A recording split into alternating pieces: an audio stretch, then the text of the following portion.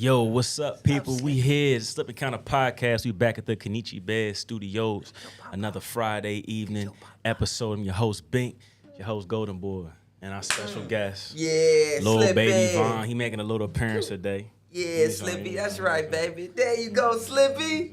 Yeah, boy. He gonna be on the show today for a little bit. Chilling with his uncle.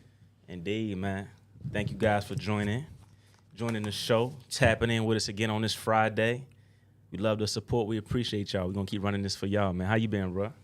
Good. Tired.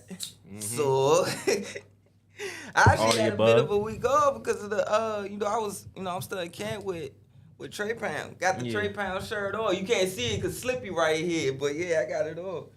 But big shout out to Miss Adriana, Miss AD, Miss T, Miss Dorothy, Miss Sydney, Mr. Bonini. Oh my goodness, like all the ones that, cause I'm supposed to be at work right now. Yeah, but man, they looked out. They always look out for me. That's why I'm shouting about, man. It's been these Italian ass people. I don't know these people. Man, it's been a good count. It's been a good camp, man. Because they've been looking out every time I need to do something, like especially Miss Adriana, Miss Dora. They always try to make sure I'm able to go. Yeah. So I always appreciate that. I wanted to make sure I put that out there. They good folks, been good, man. Heck yeah. Real good Heck folks. Yeah. Like even now with everything coming up, she like just let them know when you got to train. Uh-huh. You know, and I appreciate that. You know, so big shout out to them, man. But man, it's been good. But boxing news been a little crazy, man. Like people gotta had a problem with all of a sudden with what I said about last week about robberies or whatever. And things like that, man. Sorry, that's just not my opinion. Oh, you talking about Devin Haney and Lomachenko? I don't care how butthurt you feel. That's what you talking about? Yeah, they probably ain't never boxed a day in their life. Come on, sit up, Slippy. There you go. Man, Hey. you want to talk about that a little bit? Go ahead. Let's shoot.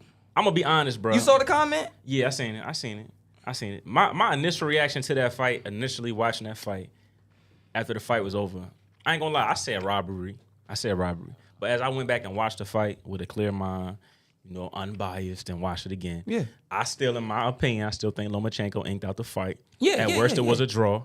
But I'm not going to say it was a robbery. I think Lomachenko won a close fight. I think Devin got the decision in a close fight. You know, so I understand when people talking about robbery, but when you sit down with a clear mind and you watch that fight, you can't say that was a robbery, bro. You can't say that was a robbery, man. But you know, go ahead, bro. I mean, for me, can nephew have bread? All right, cool, just checking. But like, for me personally, all the fights I've been around, amateur fights, all that, I'm sorry, it's not, no. Yo, Kenichi, I think I heard something out there. But to me, you're not gonna sit there and hit me with no BS and tell me that, Devin got his bow or whatever. I admitted on here, like, man, Devin was in trouble. Yeah. But he also did good with trying to force control Lomachenko's head, forearm, the body shots. He did real good with that. We're not gonna knock that. But a robbery is Winky Wright, Fernando Vargas, Roy Jones in the Olympics. Oh my gosh. When Earl Spence got robbed and they did the injustice and had him keep fighting for another 2 fights. He won the next fight, then he lost for the fight after that, I think. But I like all of those fights. That's a real robbery to me. I mean, I could go on and on and on and on and on. Mm-hmm. Henry Armstrong. Those are real robberies, man. Paul, right. like what else ones? Oh my gosh, I could just keep going with this. It's so many. It's too many to name. Right. But there's a certain thing. Like 7-5 is not a robbery. 8-4 is right. We're in one thing I noticed about today with boxing, everything is bigger than what it is. Meaning like, we gonna say that everything is a robbery now. Don't even know what a real robbery is. Right. Don't say that, this was messed up, or this was dirty, or this was messed up. And it's not, they don't even know what really go on in the fight game. They don't even know that this is what it is or whatever. So to me, it's some bull to me. But Devin got more stuff to worry about. Did you hear? Yes, indeed. I think I said it on the last episode. He didn't got back between a rock and a hard place. Mm-hmm. And me and you was telling he got a fork in the road, but both forks ain't good. And right now he both about to roads drive. is rough. He about to drive right to that fork if he gonna make a decision. He got to pick his poison, red or the blue pill. Man. Which one would you take? Want me to come up? Slippy? Man, Slippy was chilling though. Look, Slippy moving close like, nah, man, I'm chilling with my uncle, man. All right, man, Slippy, you want to go? No, don't do the sad face. Don't do the sad. Don't give me the sad face. Stop it. Nah, man, my nephew on there, man. You no think Sabrino. his dad with Denzel Washington the way he be acting? No Sabrino. Stop. Nah, he good. It's like, nah, but if he start cutting up, y'all go ahead and take him out of here. Shout out to everybody that's popping up and everybody in the chat. But basically, he had 2 forks in the road. He had 2 things. And it was either, remember I was saying, he either go see Shakur, risk losing, then moving up, move up now, give his body a break. But those people at 140, I said Teofimo, because I thought he was not, man, Regis ain't going to bring no money or Regis. But that's what I'm thinking he's going to do. Yeah, I think that he's looking at Regis' last performance as his safest bet. Mm-hmm. His safest bet. And that's why. Because if Regis won it, that hometown curse, for that home, look flat, whatever. I keep telling people that stuff is real, man. That hometown curse is real. When he fought at home, it was a big deal. Come on. It was a big, big deal. And once he went out there, he looked flat. He looked like he wanted to rush for the fans and get a knockout or really abuse the guy. And the guy was more controlled and everything, and he was ready for the moment. He wasn't ready for all the stuff the guy was about to do. And that kind of messed up everything for him. And I understand it. But that might be a blessing in disguise that he fought that way.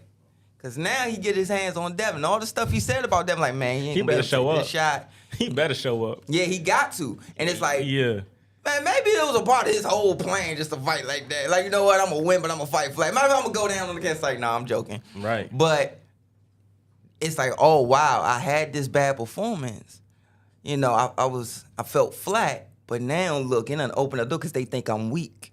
They think they see a chink. They think that now they want to, you know how I say sometimes you want to see a guy when you think he getting old. Right. You want to wait and see if he get old, wait and see if he losing a step.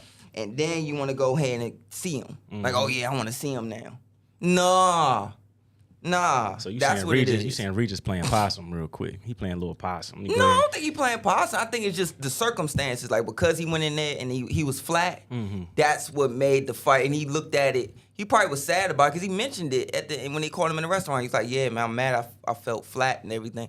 But now, you remember Devin Farber was there. And then he was like, yeah, they were on the phone. Yeah, we going to make it happen. Da-da-da. Like, oh, well, you know, It may work out because I ain't going to be flat next time. I'm going to make sure that, you know, that type of thing. I hope so, because during that fight, it looked like he was having trouble closing that distance with the guy that he fought, getting inside and getting his shots off. And, you know, you fighting a guy like Devin with one of the most disciplined jabs in boxing. You know, how the hell he going to get inside of that? I can see the same thing happening with what Shakur did to Oscar Valdez. Oscar Valdez? Like controlling him? Controlled the range, controlled the distance. Oscar, and then when Oscar did get inside, he wasn't able to land his shots. I mean, to me, it all depends on if you, I will always say this about Devin. You got to get by that jab. Got to get by that jab. I don't care how you feel about it. He still has to, how can I put it? He still has to swarm Devin.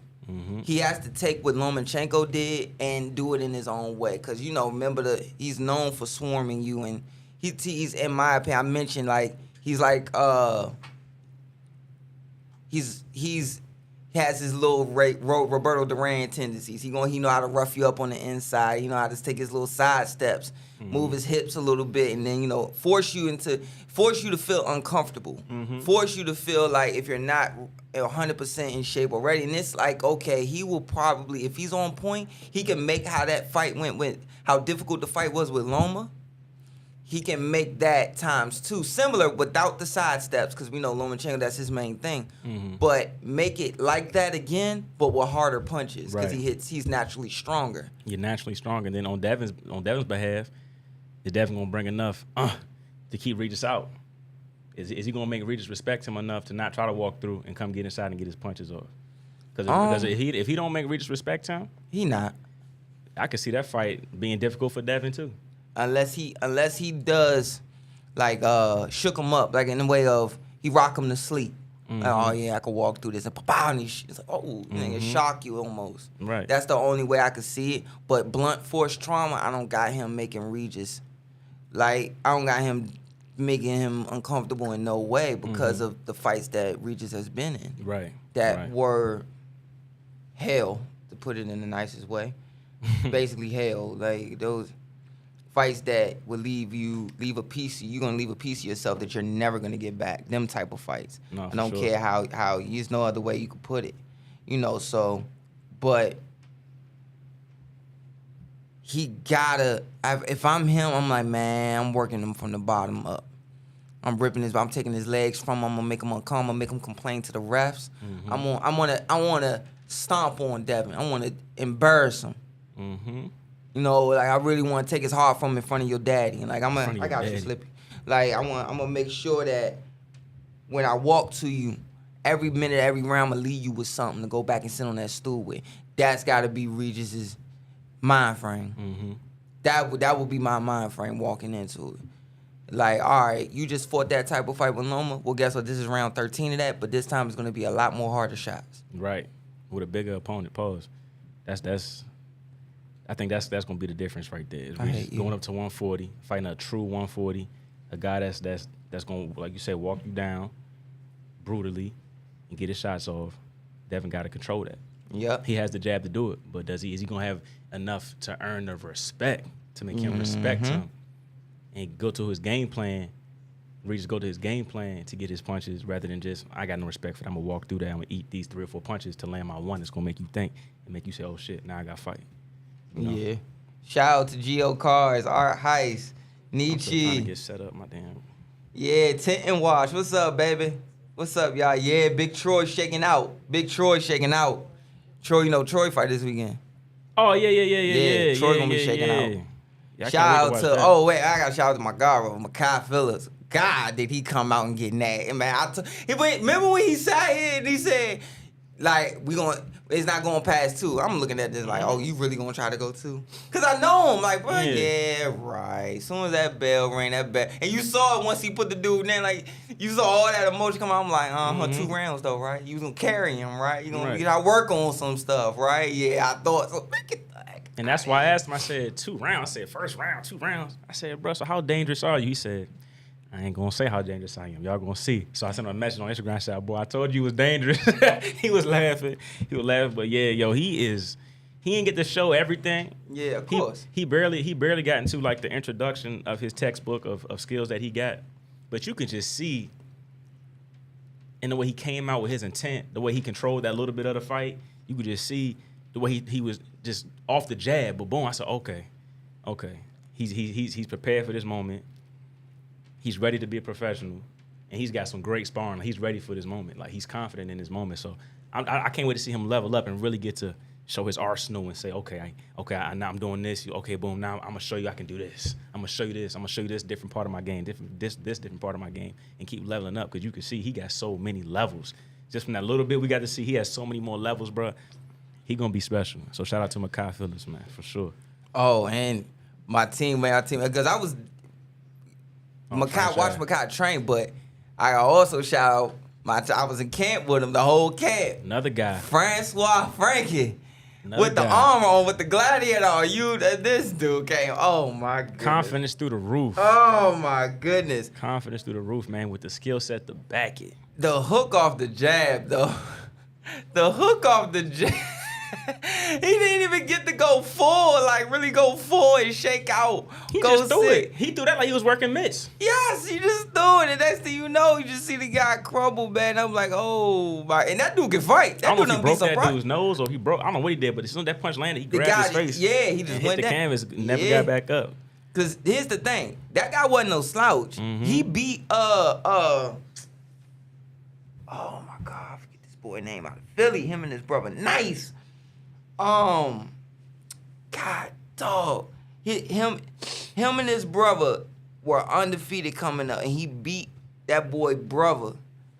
And I'm not sure if he fought the other brother or whatever, but I gotta go back. I'm gonna put the name. I'm gonna go look up the name when I get a chance later. Philly? But yeah, man. Matter of fact, I'm gonna go to Box Rack right now.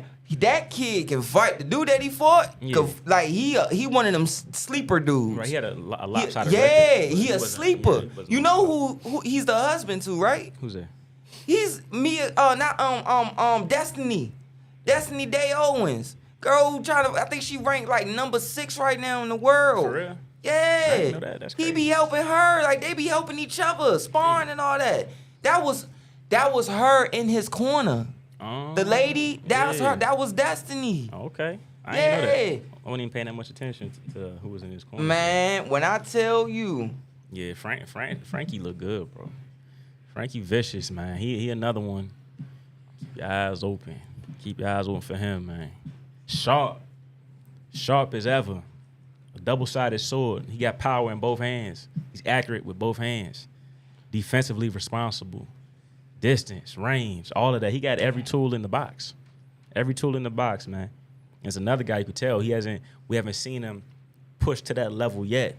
We haven't seen an opponent push him to that level yet to bring out that next level of greatness that you can kind of see that's ready to just burst out, bro. Like, man, I'm excited watching these guys. Franchise, Makai, man, Trey Pound, another one.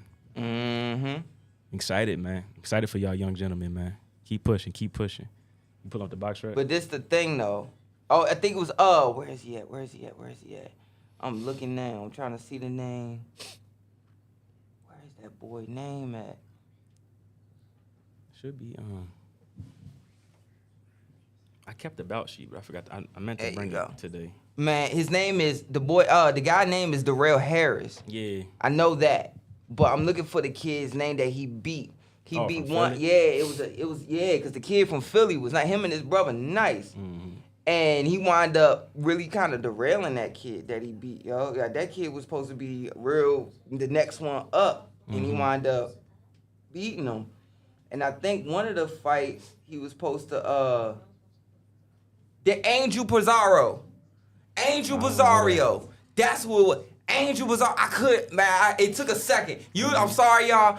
I'm so sorry, y'all, because usually I be on it. Like, I be remembering quick. Thank y'all for being patient. Angel Rosario, because him and his brother nasty. Yeah. Oh, my God. When I tell, man, you remember Boots just fought this week? Remember when the camera pan, you see this dude keep standing up this Puerto Rican dude with a white shirt on kept standing up, yelling? That's him. Oh, okay. That's him and his brother. Them Bamas is nice. Man, Angel and his brother is nasty. And he beat him. Right. Flat out, straight up beat him. So that dude's a sleeper. And I'm like, all right, so Frankie might get full out of this. But this the thing that y'all don't understand. Frankie money shot is in my opinion, his money shot is his brick. He did off the hook, off the jab. I don't know what it is with Frank. I think it's him trying. When he sets up his hard shot, and he's like Damon in a sense where, remember I told you Damon would hit people and not even throw the hard shot yet, and guys will fall? And he like, dang, because he really was about to drop the brick. I've seen that happen twice already with Frankie. Twice.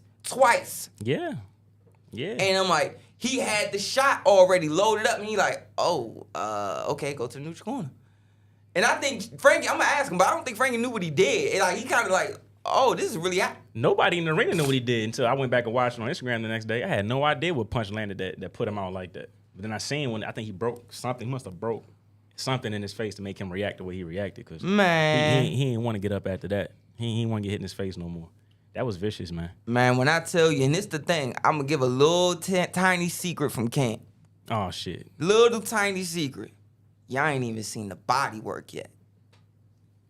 He don't even get that. He don't get the chance to really show it. I've seen it. I've seen it in sparring. I've seen him. Thank you. I've seen it. Uncle that's what I'm saying. Man. That's what I'm saying. Y'all don't know what y'all dealing with, bro. Like, this dude's special, bro. Real live. like a franchise special. You know, and at the age that he started, he didn't even start when he was, you know, a baby. Like a lot of these guys, you know, went to college and started boxing in school, and just a guy that just got it, man. Just got it, man. I'm proud of all of them dudes. Everybody that fought on the card and did their thing. I'm just proud of everybody made it home safely. Everybody's alive and well and able to fight another day. Man. But I was asked, man, to break down. I was asked to break down. We were asked to break down the fights coming up. Okay, you know, what's up? NOA and full time. I know we talked about it before, but we got a special request to break down that fight, and then also got another special request. I know we talked about it a million times, but Errol Spence and Terrence Crawford after the media workouts. Woo! How we feel about who looks the sharpest, and you know, stuff like that. But I'll start with NOA and Fulton because that's coming up. Yes, that's coming up. I'm excited for that. Me and Dad was just talking about that, bro. Yeah. I might be late for work that morning because I'm gonna be sitting in my car watching that fight. Yo, but Lord have mercy, NOA Fulton is a classic. Yo, it's a classic in the making. Yo, I'm telling you, man. And you see how hard Scooter working? He working. Yeah, he working. He look good, man. He's in a dungeon. He put himself in a dungeon, basically. Yeah, but it's something about that boy anyway, man. It's like so precise, precision, sharp, and every punch he throws it with conviction, and he throws it with 200% confidence. He doesn't second guess any punch. He know what punch he's throwing. He know where it's going to land. Why he throwing it, where the target, what target he's hitting, and why he wants to hit that target. He is vicious. He is a very formidable opponent for Steven. But when it comes to that dog, that Philly, you know, that warrior that dig deep, because we done seen him dig deep already. Yeah. I feel like Scooter gonna dig deep and pull this one out, man. Yeah, but he gotta be able to take that pop. He gotta be able to take that pop, and that's why it's so interesting, man. I feel like he can. I feel like he gonna have to. He gonna have at what price? I mean, I'm talking about price as in later in your life. I know what you're talking about, but for glory, to live forever, to be immortal. Yeah. Because let's face it, man. That's what this is about. When you step into athletics at that level. I'm just being as a former athlete. I'm not worried about the outcome. I'm not worried about the injuries or whatever. So I know in his mind, he like, this is gonna live forever. My name is gonna live forever. I will be immortal in boxing forever. I'll win this fight. They're gonna be talking about this 50 years from now. Just like we talking about Ali. Just like we talk about Frazier. Those fights. Thrilling Manila. You know what I'm saying? Yeah. This one of them fights, bro. You know what I mean? So, me and Hard Work, shout out Hard Work. We was in there talking about the fight. Yo, what up, Troy? What's up, Troy? But this my thing. Scooter, good. I've known him since the amateurs. Gotta take that shot. That's the only thing. And so basically with that fight, what's up, man? So this the thing. He gotta be able to take that point. Special K. Oh, Nietzsche, is it okay to have it a little on, the music, background music? Not, but like small? Oh, that's cool. But like, so basically, this my thing. Them type of fights, hey, what up, Big 30? And it's like, my thing is like, okay, he got to be able to take that punch. I don't care. And this the thing about the fight game. You could be doing everything right, man. You could do everything right. And it's this is my father always said, I remember the first time he said it, man, don't ever get twisted. You not George Foreman. And you know, we speed guys. We could crack. We could make you respect us or whatever, you know, set up. Most of everything I ever said has always been like off the speed. Like you didn't see it coming, then I throw the hard, whatever. It ain't never been no blunt, like hardly ever been no blunt force trauma, me dropping a guy on a guy or whatever. The biggest thing, though, is I never get Hard Work said, this is a puncher sport. I said, how can it be a puncher sport? What's the skills for? Because you told me this and pivoting and sliding and do this in this situation. He said, yeah, I know, but all that don't matter if a guy, and you do everything right. And then get all the way. Remember, I told you the Big John Tate one and the Mike Weaver fight and so many other fights. Mildred Taylor, all that. So many fights you can mention. Mike Green against Randall Bailey. All these, Michael Jones against Randall Bailey, all these fights with these dudes are winning. And next thing you know, they get hit with a shot and it's the 11th round or it's the 12th round or whatever, late in the fight, and it's over. It's over. Do you remember how I introduced you to it anyway? Me and you was talking about it, And you said, this Japanese boy, I said, man, I'm going to send you a clip tonight when I get home about when I first saw him. So me and you was at home, and I said, yo, you up? You said, yeah. And I sent you the clip when that Bama was fighting, and it was like 13 people in the stands. Mm-hmm. And this dude had on the glitter trunks. He had on white glitter trunks. It was like half white. Man, why you sizing up your fam like that for, man? They good peoples. Relax. Hey, don't antagonize them. Dang. All the robots in the chat, man. It's got all Troy right, in the bodyguard. We good. Shout out to Troy Isley, man. Heck Put on the yeah, show this man. weekend, baby. We know you got it. That boy, man, I love how he carried himself, man. Number robots in the chat. Nothing but robots in the Yes, chat, sir, man. yes, sir. Transform on you. Mm-hmm. But, man, I sent Bink a clip. And Nue had on, like, these glittery trunks. It was half red, half white with a black belt line. And he shot body up and then a brick. And the dude was out before he hit the floor and just timber, went all the way back. Come on, I got you, nephew. Come on, Sabrina. So that Bama hit the cam. You said, dang. You messaged me back. You said, damn. And I said, bruh, this dude can hit and he going up in weight and can hit. And you know, a lot of Asian guys, their legs are strong like tree trunks. Mm-hmm. And the thing about it is, he not just a stiff, walk you down puncher. He could slide in, control. He could Very walk fluid. you. He very fluid because he could do things that he wants to walk you this way. But when he fought my guy, Nonito Donaire, First or second time? the first one, Okay. that told me everything. Because even though he was knocking guys out, like my guy Maloney, I really like coming up in weight, knocking these guys out. The thing was that got me was how he was doing it. I'm like, this man was still crack. And he got on winning gloves. Winnings, bro, putting these Bama's out cold. And I'm sitting there like, okay. Then I saw he putting these guys out. And I'm watching his precision. I'm watching where he put his feet at. I'm watching, like, okay, yeah, he know what he doing. Cool. And I said, but what's going to happen when, he gets hit back? Second round, orbital bone broke. Next round, his nose was broke. And he saw a double from the second round on. Nonito Donaire took him to, and Nonito Donaire can crack. Hell yeah. Took him to places where he hadn't been. And he sucked it up and pulled it off. And I mean, they were rumbling. And then I was like, okay, he showed me something. Mm-hmm. That right there, I was like, he legit. But that second fight, when I looked in the dressing room, when they turned the camera to that dressing room, I saw that Bama had on Reyes's instead of winning. I said, it's that type of party tonight. Anyway, got skull-crushing, bone-breaking power that just detonates at the point of contact. I know, man. It's vicious, man. It's vicious. But everything that you just said, I agree with 100%. And everything you just said is the reason why I feel like Scooter about to rise to the occasion. Because everybody knows what NOA is bringing to the table. I'm getting to that part. Go ahead. Okay, all right, go ahead. I'm getting to that part because I want to see what you're going to say. I want you to get the whole package. Go ahead. So I'm watching this guy like, okay. He coming along. This guy on point. But my biggest thing is that first, let's give Scooter his props. Because he didn't have to take this fight.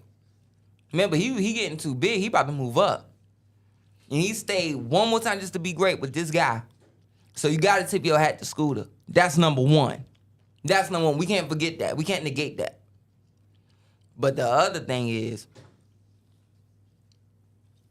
he got to be able to deal with Scooter's elusiveness in between the shoulders. To be right there this close and give you that wiggle. Mm-hmm. Not just that, he got to deal with Scooter's ring IQ.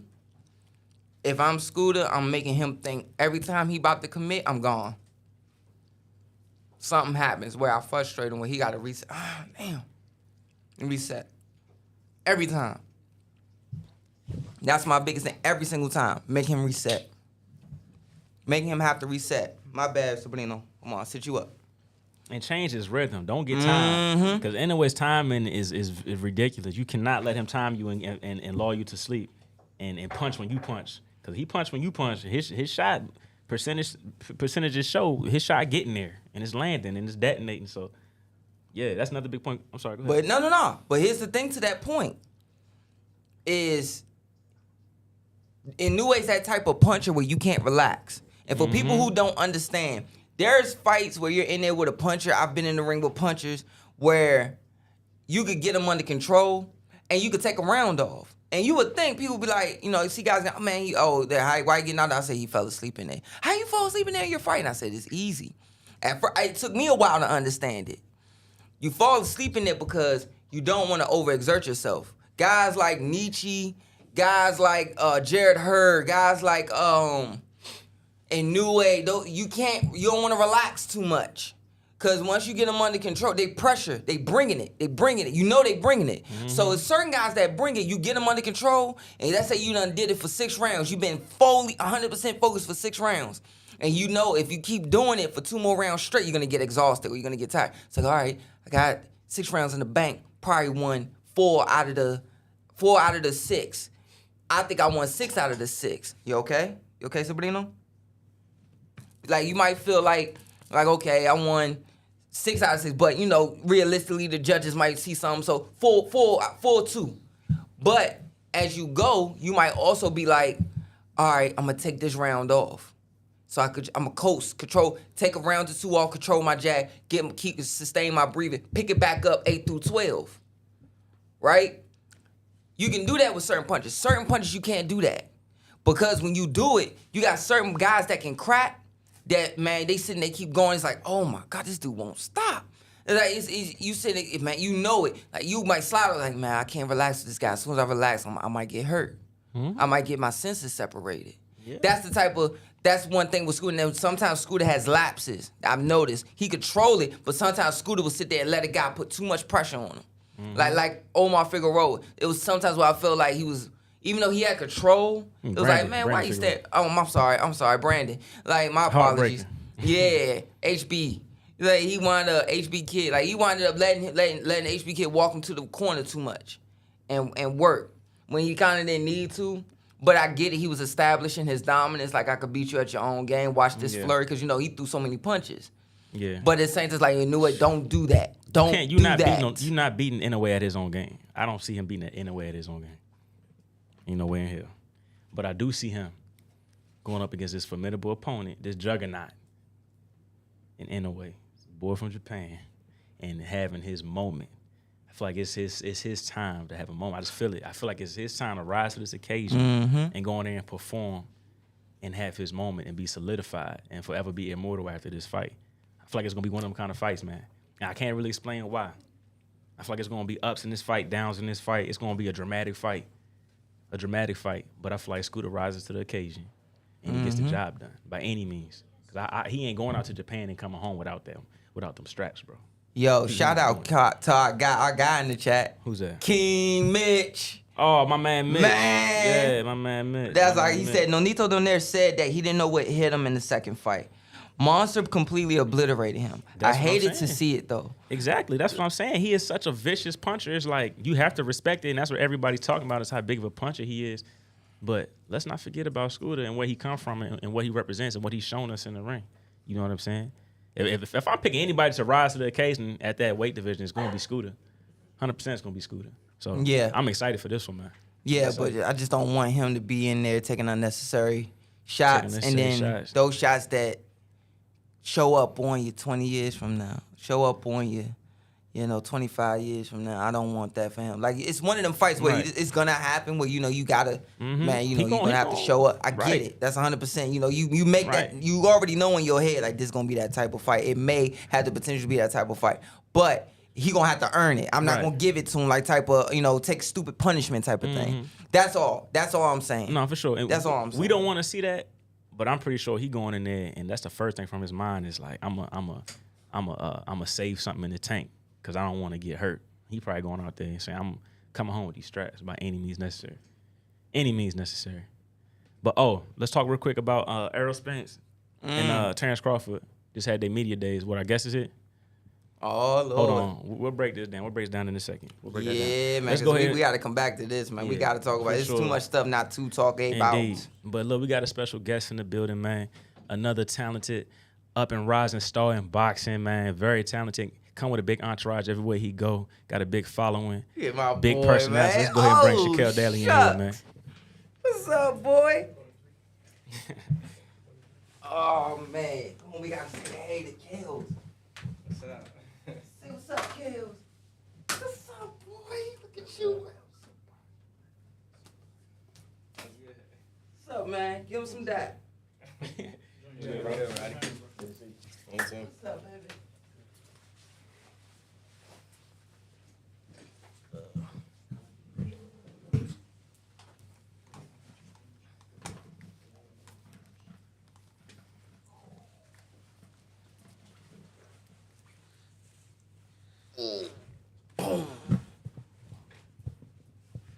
That's special kills. You put your headphones on. That's a bad. What's good, bro, man? Welcome to the studio. Thanks for coming and kicking it with us, man. What's good? Indeed, man. What's been up with you? What's been new? Nothing new. I'm still training, getting ready for my fight in 3 weeks. 3 weeks. Okay, okay. Where's that gonna take place? At the Merrick Center. Wayne on it. Sugar Wayne, he co-main event. Brandon Charles, Yes, indeed. he main event. Okay, okay. Can we turn that down in the headphone? The music. It's like I went back to the 70s again. Man, what? Lord I was have about to mercy. start doing this for a Right. second. I'm at the daggone disco. All right, so damn, so you're the main event? Nah, Brandon Charles. Brandon? Brandon, and then co-main event Wayne. I'd probably be before Wayne. Okay. Co-man. Yeah, co-man. Yeah, man. I was That's a big deal. not disappointed, but I was like, man, I want to see him shake out that last fight at the Mystics Arena. But he still had them standing up. Ended up being an exhibition, but you still showed a little bit, man. Yeah, I about to say I really wanted to get in my bag, but it was an exhibition, so they went over the rules. We couldn't really do too much. They wanted 50%. Yeah. But you know me. I Yeah. already got them out of there. For sure, man. So what's your record stand at now? I'm 1-0, one knockout. Want to know one knockout? For sure, man. What was your amateur background like coming up? Amateur. I about to say juniors, I did good. I wasn't open that long. I think I turned open 2019. But ever since I turned open, I always made it to the nationals. Yeah. And I always lose at the end of the nationals. Mm-hmm. So my amateur career was good. I know I lost only 12 times though. Okay. So I was big on that. Mhm. I had more wins than losses though. No, for sure, for sure. What was your deciding factor when turning pro? What made you go from amateur to professional? I always wanted to turn pro. I wanted to turn pro after high school, but I graduated 2018. My father, it was like the Olympics right there. You might as well try out for the Olympics. I'm about to say you went in there all the tournaments, so we might not give it a try. So that was a whole deal. I tried the Olympics. I tore my ligament in my shoulder, so I was out for 3 years. A lot of people don't know that. And then I was like, all right, I'm not gonna turn pro. Because after it healed, I said, I need to see where I'm at. So that's when I fought in the gloves again, Golden Gloves. That was last year. That's when I fought Trayvon and all them. Mm-hmm. And I about to say, that's when I fought Irvin and all them, everybody from Hillcrest and stuff. So after that national, after I played bronze, we already knew the Olympic team was already picked. So I was like, I'm not waiting no more. I'm about to turn pro. So I really never wanted to do the Olympics or more amateur stuff. I always wanted to turn pro. So I feel as though my boxing career, I always had a pro style, so I always knew I was gonna fit in good in the pros. For sure. Maybe for you sure. you had that conversation about that. Hey. So that 3-year layoff, what was that like, and how did you get through that? 3-year layoff, it was hard. I was hurt, so I wasn't really training, and then, I was outside getting in trouble and stuff, so I ended up getting locked up again out Kentucky. But as I was out Kentucky, in my head, I was like, I'm going back to boxing. I'm about to leave everybody alone. So as soon as I beat that case, I got right back to it, and Golden Glove had just started. So I got back in my bag. Now I'm really in my bag. Yeah. So, through my whole career, if you really know me, then you know a lot of people, they always told me you can't have 1 foot out and 1 foot in the street. So I never took boxing serious until 2019. That's when I fought in. That's when I first turned open and went to the national. I lost the first day. That was the biggest disappointment I ever had, because everybody had their hopes up for me. So once I lost the first day, everybody was talking. They was like, "Oh, he not really that." So I took that personal. So I tried to come back, but I ended up getting injured in the Olympic trials. So after that, as I'm hurt, it's like, all right, what else I'm gonna do? Then COVID hit. So now I'm just outside doing dumb stuff. After I beat my case, came back, won the Golden Gloves. So now everybody back on my line type stuff. So I just I'm about to turn pro. I'm about to show y'all what it really is now.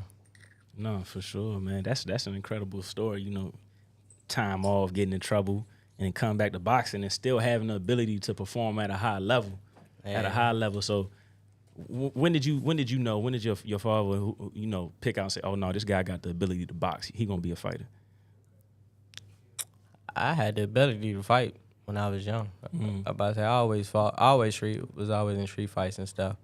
But I never took boxing serious. I used to play other sports like basketball, football, and the first sport I ever did was gymnastics. Oh, for real? Yeah, like I could flip. For real, that's crazy. Yeah, so that was always that. But as I got older, I wasn't really like a team sport player. Boxing is really all on you. All on you. It's all on you. So I had my first fight like 2014. It was an exhibition. It was cool. Then I came back. I fought Trayvon Marshall. That was my first fight. Okay. Me and Trayvon fought. In my second fight, I fought Stacy Shelby. And Stacy, so as my second fight, Stacy already had 100+ fights. Wow. So everybody was like, why you gonna take that fight? I said, I'm different. I'm gonna show y'all I'm different. So me and Stacy fought. I ended up getting robbed. It was on their show, but it come with it. So I was like, all right, I'm gonna take boxing a little bit more serious. But as you can see, I really wasn't until I got older. But now, I'm full throttle now. For sure. You got both feet in the boxing gym. Both feet now. Yeah, man. So where you training out of? Out Capitol Heights. Vic Gym. It's called Fight Fit. Okay. 2 feet in the gym. You training out there, man. So getting ready for your fight coming up. What are some integral things you're doing in camp to keep you focused and in camp? Separating myself from everybody like I always do. Not having really a big crowd around me, and not really communicating with a whole lot of females either. That'd be your downfall. What Ali say in that clip? He asked him, "What's the biggest part of your camp?" What's the secret He to said, it? "Staying away from the ladies, man." And being in bed by 9, staying out of it. Stay away from the clubs, the women. Being in bed by yourself by 9 p.m. Yeah. He said because you could do all that. And I've seen it, and I appreciate guys always, give me props for my discipline, whatever. But it's because of the stuff I saw. You could do everything right, and one night with a woman will take it all away. Yeah, spit get thick. I'm telling you, like when I was like, you guys' legs go, everything go. Like, because some guys do it and they sneak away with it because they in there with a lesser opponent, so they can get away. But if that Bama don't fall. That's in this 6 rounds, that Bama don't fall. It's about to be a long night. That Bama stay standing. Oh, my God. Hey, let's go to the chat real quick. We got Chaos Lewis. He said, yeah, shorty. He said, who this man think he is with them glasses? Yeah, that's my guy. You got no limit. He said he think he Hollywood with them glasses. Man, shout out to them. Shout out to Chaos. Shout out to Makai. But do you remember what the conversation me and you had? Was it the gloves me and you had the conversation? I think it was at Rosecroft. Yeah, 2000. Which one? 2019 or last year? Nah, I think it was 19. I think it was 2000. He stole the show. I fought everybody. I fought Shamar. I fought Jordan Crawford. Yep. I fought Wayne. And then I fought Ishmael from VA. Me and Wayne was the biggest fight, though. Yeah. Me and Wayne was the biggest fight, though. Shout out Wayne. Yeah, I caught him by the dressing room in the back. And me and him always been cool. Always been cool. And I just said, look, man, I'm going to tell you something. Take it for what it's worth. This amateur joint ain't you. Like, I don't usually say it to people. Like, because you still stuff you can learn. But I said, man, don't be surprised if you don't win certain fights in the amateurs. He said, oh, man, I already deal with that. I know. I said, yeah, because the way you fight, the skill set, you a pro. You just got to throw more punches. I'm telling you, it's all going to pay off. Just promise me. If you need something, just call me. I don't care. Just please stay in the gym because you got it. The footwork, the vision. He's similar, to be honest, crazy now because we just finished talking about him, but similar to Scooter in a sense because I grew up in the amateurs with Scooter. Similar in that way. But how you fight, how you sit there, you'll let a guy walk in. Come on in. You'll take him on a stroll. Like, come on over here, walk him this way, bring him back over, let him in. Flurry, control, has a calmness on the inside that an attribute I wish I had more, where I'm calm more on the inside. Like I could work on the inside, but I'm not as calm as he is on the inside. Those attributes like that, and I was like, man, and then me and him, he was like, man, that's real, I appreciate it. I said, man, I'm just telling you the truth. You bad. Man, I'm nice. Yeah, you're gonna be all right. Just I understand everything. Trust me, I done seen it all. I done seen it all growing up in this game. So I already know. I know how it go. With how trying to stay in the gym, I get it. But you got somebody in me. If you need to call, just try to stay in the gym because you got all of it. You got the charisma, you got the skill sets, and you could easily improve. You pick up on stuff quick. You're gonna be fine. And I didn't know he remembered it. I was just having a conversation with him. But then I think when you was about to turn and we saw each other, I forget what fight it was, we saw each other and you was like, you brought up the conversation. And that's why I'm like so happy. That's why I gave him that big hug. I'm blocking the camera and everything, giving him the big hug and everything though. Yeah, but yeah, man, it's beautiful to see you here, man. That's important, man. That's important. How did you handle that situation when you said, you had gotten a little trouble and people fell off, and now you back, and now everybody back on your line? How do you handle that kind of fake love? I've been dealing with fake love, like even with family, so that really didn't affect me too much because I already know. As long as you winning, you'll have a crowd. Once you lose, everybody disappear. Mm-hmm. So I've been used to fake love since I was young now. That's a tough pill to swallow though, because it's like, we supposed to be brothers, man, and I'm down bad. I need somebody to lean on, and ain't nobody there to lean on, man. Boxing's a lonely game, man. I heard that 100,000 times. Lonely sport. Boxing a lonely game, streets a lonely game, life is really a lonely game. All of it's a lonely game. But I'm thankful for the people that was with me and that sticked around during my hard time. Yeah, because, always, and I guess this is another nugget I can give you now, and I'd rather get you off the camera, but I could paraphrase it and put it this way. As long as they buy a ticket and they want to sit there, then what the heck? All right, cool.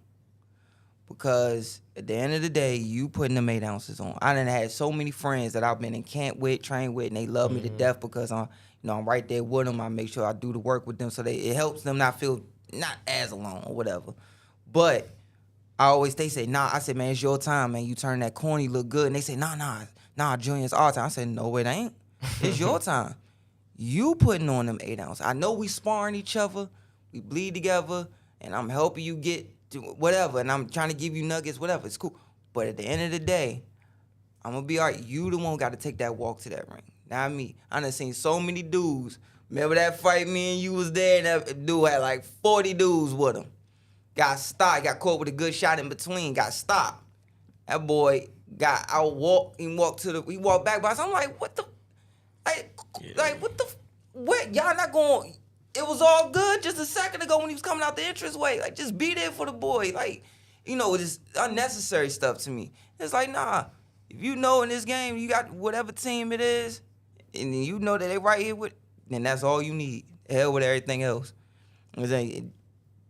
Keep them at an arm's length, just like your jab. Keep them at an arm's length.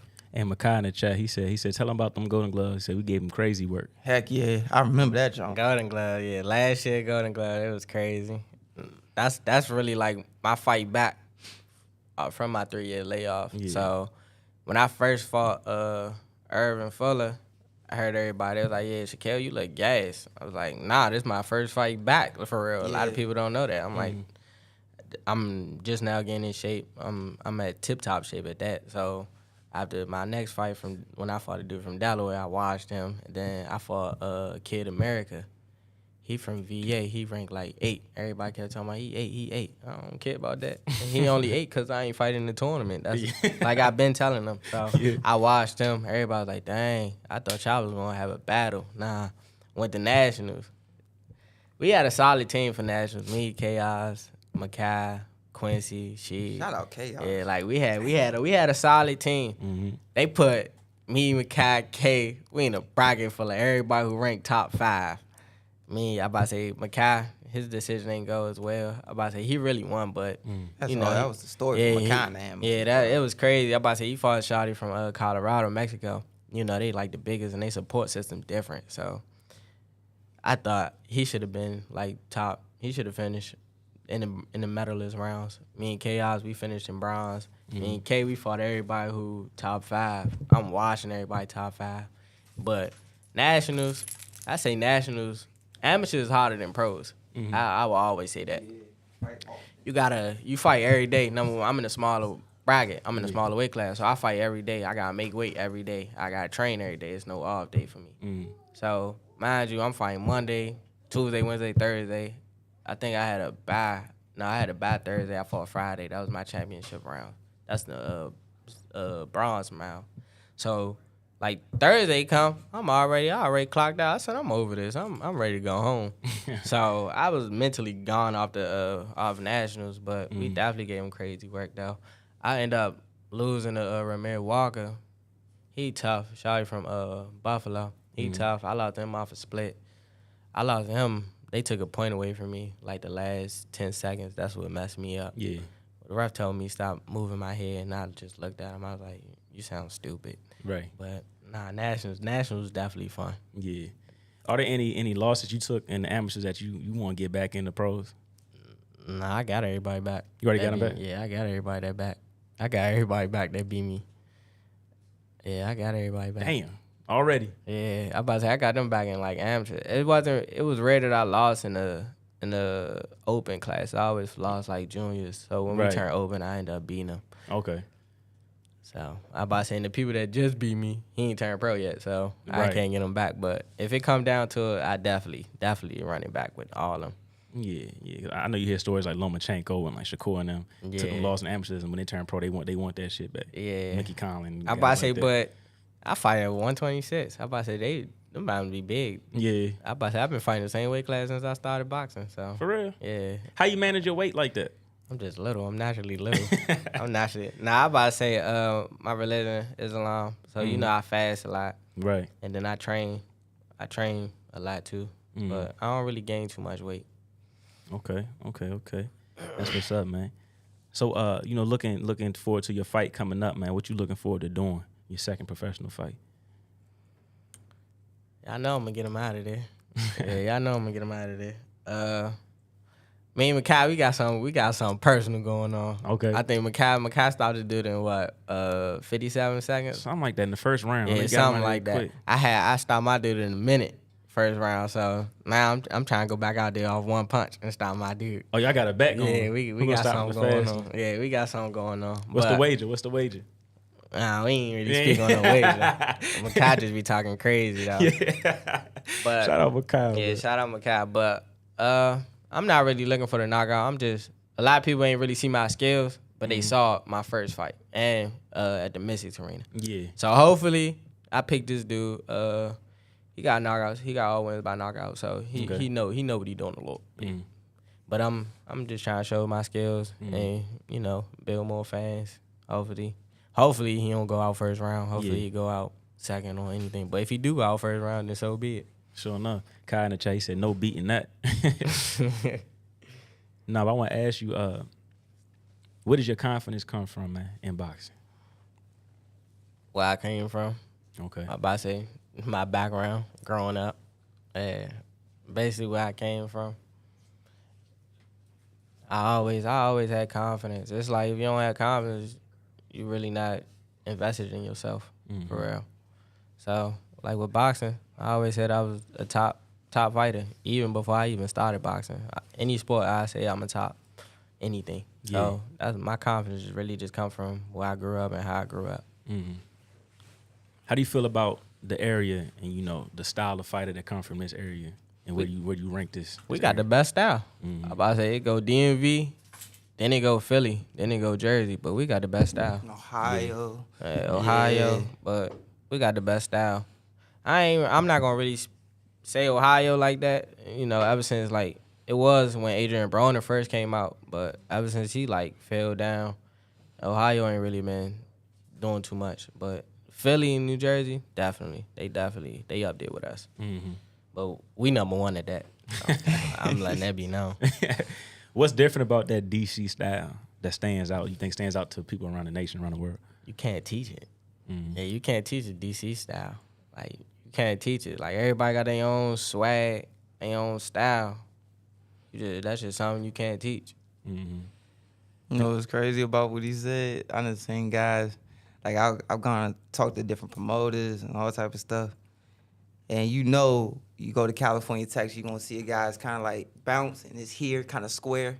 Everything is straight from here.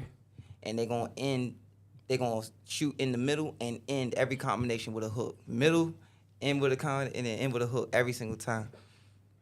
You always hear, oh yeah, California, Texas, they got a certain style. And then you got DC. You hear it all every time, like from the amateurs up. You say, yeah, you know, these certain states got certain styles. And there's only maybe a few states out here. You be like, oh yeah, you know what type of style you get when you go to California, Texas. You know, they solid. Everything is from here they bounce. They bounce and they come here, whatever, and everything's they gonna throw a combination and end with a hook every time, or in between and end with a hook. Then he's like, oh yeah, when you and the other one is oh yeah, you're gonna go to DC. Oh, you fighting a DC guy? Hey, yo, don't fall in no traps. Yeah. Don't fall in no traps. Don't follow him nowhere. Don't fall into no traps. Like, just sit there, let him make the first move, and then if you close him off, you know, establish dominance and try to work the body or whatever. Don't fall into no traps. I've heard it so many times. Every time. Yo. No, for sure. And shout out to light-skinned Lou in the Yes, chat. He said, indeed. what's up, Shout fellas? out, He Lou. said, we got a future world champion sitting right here, man.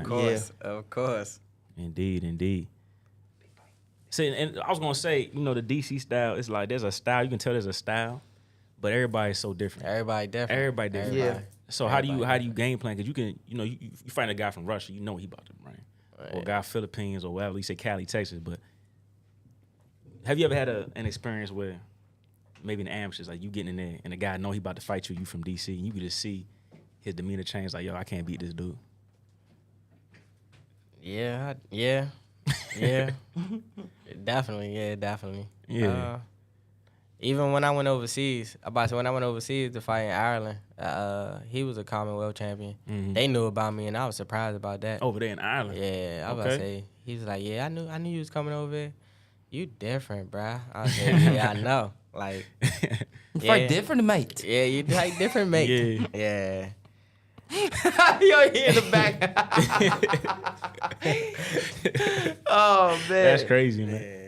How's that feel having international recognition? Like, he already knew you was coming. It felt good at first. You know, I'm sorry from a hood that go out of the state. I went overseas, though, so I'm overseas. Right. Different. Oh, They was like, yes, SHAKELL indeed. DALY. I said, yeah, that's me. Take pictures. Everybody want to take for pictures. real? Yeah, everybody want to take. That's what it felt like. Yeah, it catch you off guard. It catch you off guard. So it felt good though. That's a different type of atmosphere. I love that atmosphere. I feel as though like I got more fans overseas. What? Oh yeah, a lot of I fighters got a feel whole that lot way. of fans overseas than Yeah. back home now. But I think back home I got fans. People pride just too big to say yeah, SHAKELL. My fan, like he one of my favorite fighters, but that's cool. Pride too big to tell. Just let you know for they sure pride too big. that you the guy. Yeah, That's crazy, man. yeah, that's You crazy. get more love overseas. What's your favorite place you traveled so far? I'm gonna say Ireland. For real? Ireland. I about to say when you go to like on boxing trip, it depends on who you go with. They make the trip fun. Okay. Trips really don't be fun, to be honest, because you go there for boxing. All you do is train all day. That's nobody really want to do that, but it depends on who you go with. They make it fun. But Ireland definitely one of the best trips I've been on. And then we went to Chattanooga for the Golden Gloves. That was another fun trip. Who came on here talking about that before? Was it Scooter? Yeah. I think it was good. He was saying something about going down there. He said it was it's like a culture shock when he went down there. Was the same for you? Yeah. Oh yeah, it's different. You gotta go up there like on some vacation type stuff instead of boxing. Yeah. Because when you go down there on boxing, all you doing, you gotta watch your weight Yeah. and you gotta train. Right. You're not really going down there and go to the mall, none of that. But Ireland was different. It's like we get on a plane Sunday, we land Monday. They make us fight Wednesday though. Like I don't know why, but they make us fight Wednesday. They don't really geek over weight, but you just gotta be around your weight class, and then after that, they let you do what you do. So that's why Ireland was fun, for real. Yeah, I You got to experience a little bit of culture out there. Yeah, I about to say we went to Ireland. They showed us Switzerland, where Lord of the Rings was filmed at. Okay. Went to the malls and stuff. They stuff cheap over there. Man, what? They stuff cheap Man, over there. what? Everybody Oh, went my. Gucci. All Yeah. the retro Jordans, them like still in stores. I'm like, dang. Oh, they got fashion out there too. Yeah, Okay. fashion. Oh, yeah. Like all the little glitter Gucci shoes. Mm-hmm. Yeah, I be like, oh yeah, everybody rocking them like they Air Force Ones. I said, What? oh, all right. Yeah. Yeah. Okay, that's what's yeah, up. that's especially that. Like a lot of the gangsters over there, that's their main go-to is the Air Force One. They wear over there. Like the mobster dudes, Yeah, they're dressing the straight. mobsters. Yeah, oh yeah. Like that's tough too. But basically, yeah, you know. If you know, you know. Like, but my man in the back, his facial expression's killing me, dog. But I swear, but man, what part of the island was you in? Belfast. Belfast? Yeah. Yeah. Indeed. Oh yeah. We got We went to Andre Belfast. Phillips. Andre Phillips in the chat. He said SPKL. He said time and the angles are sick. IQ on 100. Definitely a future world champion right here. Good luck. Yeah, man. So, outside of boxing, 'cause I see you on Instagram and on Threads, bro. You funny as hell. So, like, Oh yeah. Oh yeah. outside of boxing, man, who is SHAKELL DALY, man? Like, what's your personality? Like, what are you into? A mogul. I'm a playful guy. Yeah. That's all. If you around me, I'm gonna joke 100%. Yeah. It's probably not one time I'm really serious unless it's something serious. Mm-hmm. And I probably still don't even be serious when it's something serious. He was joking in the tunnel. Yeah, I about to say, yeah. In the You tunnel. You right. I definitely was. It's rare that you see me serious, though, but I'm just a playful guy. People love to be around me. And I'm about to say I'm real. I'm going to keep it always 100 with you. Yeah. So, but... You know who he act like, bro? From my childhood that I remember? Mr. Hector Camacho. Oh, Hey, Camacho. Camacho. He act like Camacho. I say Yeah, he act like Hector. Mr. Camacho. Dead serious. Like, no joke. Dead serious. He act just like Mr. Camacho. All right, well, go ahead, have a smile on his face, joke and laugh. Wake up. Oh, it's time to fight. Okay, all right, let me go ahead. I think I'll wear that outfit. That type of joke. Then all right, we're gonna go out party somewhere. Somebody starts saying, all right, come on, take the, all right, brother, let's go take this walk to this alley real quick. And then say that, all right, y'all, let's go back to partying. We good. Yeah. Like he'd act like Mr. Hector, straight up. That's a hell of a compliment. Thank you. Yeah. But because Hector Camacho, he had a crazy downfall, so we won't put that on him. No. I'm not talking about that. I mean, No, like, just the yeah, comedic value. Okay. and the skills, and the skill set. I got you. Like just to be able to drop of a hat, go box. Yeah, that's incredible. Drop of a hat. Don't like you do it long enough at the drop of a hat, you could go shake out. But Right. sometimes a certain level of person will make you go, oh, you want me to shake out now? I don't get 2 weeks, like I don't get like 4 weeks or whatever. No. I mean like literally drop of a hat. He on his game. He gonna show up nice. Of course, that's always. Right, so you stay ready. Even when I'm not ready. That's what I mean. Even when I'm not ready, for real. Yeah. You like the whole thing with the shoulder. Nobody, I didn't even know that. Yeah, a lot of people ain't know that. I And, ain't you express look it. gas. No, but he still, the punches was there, the skills was there, the vision was there. Like he could keep his punches going and not cheat his punches, even if he's fatigued. Like some guys when they get fatigued, it then becomes They look mental sloppy. fatigue. They Yeah, start to they get look sloppy sloppy. or whatever. Only a few guys can be physically fatigued but stay mentally sharp and not cheat their punches. Indeed, man. Have you gotten any looks from any of the major promoters in the game? Yeah, I had those. Like 2019, when I went to the Nationals the first time. Okay. Shout out Nick from VA Nicholas. He put me on with Golden Boy. Okay. My father in talks with Al Heyman. So Jay Prince reached out too. Oh shit. So yeah, it's gonna be real soon Oh, that I shit. sign. That's what. All right, so man, you ain't gotta eat the confidence, dead man. I see it in the smile, bro. You ain't gotta say nothing. You ain't gotta say nothing on here, You man. can see in the gleam in his eyes when he tells certain Yeah, stories. that's exciting. That's exciting shit right there, man. So I know that probably gives you like another level of motivation to stay disciplined and perform. I'm always perform. Yeah. Even if they not even looking, I'm gonna perform. Man. Yeah. Yeah, I think even with his skill sets, I already had a feeling until I heard rumblings from different people. Like, he's one of them guys that you just want him to stay active and get to like 4-0, 7-0. And then so that way they can wind up. Because unless you're a Cuban or an Olympian, they're not going to really sign you really sign immediately. you. They're like, all right, get to 4-0 or 7-0. Then we're gonna start putting you on the highlight undercards. Then we're gonna start putting you on undercards. Then we're gonna start putting you on TV. Yeah. You know, stuff like For that. sure. So it's like, okay, you already know his skill sets. People probably already watching. The biggest thing is just, all right, we just need to have these 4 fights, and then we could go put it on the table. Nah, for sure. Now, besides you, because we've had guys come here and talk about the business side of boxing. Who's helping you, manage your career, make sure you're going the right way, not getting taken advantage of? My father used to be a boxer. He was a pro boxer. He in the Hall of Fame in DC, so Okay. he already know the ins and outs of it. Mm-hmm. I just let him handle that, and I'm gonna always be sharp and be ready to take on the top guys, though. I got you. So he's kind of like your manager Yep. right now, handling all of Manager, that, coach, all that. For sure. Yeah. For sure. Lord knows, man. So you already done seen the 10%. Yeah, and I already the tax seen thing 10%, all that. Throw the fight for some money. Yeah, I saw all that Damn, growing man. up. Damn. Oh, you didn't know I about didn't know. What? I didn't know about that. Yeah. Man, what?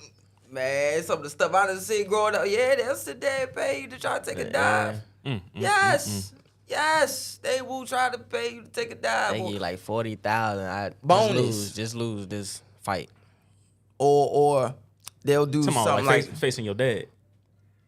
Nah, they ain't do it to me. No, They not gonna do it, but just in like, general. In general, I Oh, seen okay, I it. got you. I be talking about like from your dad's personal experience, guys fighting against him.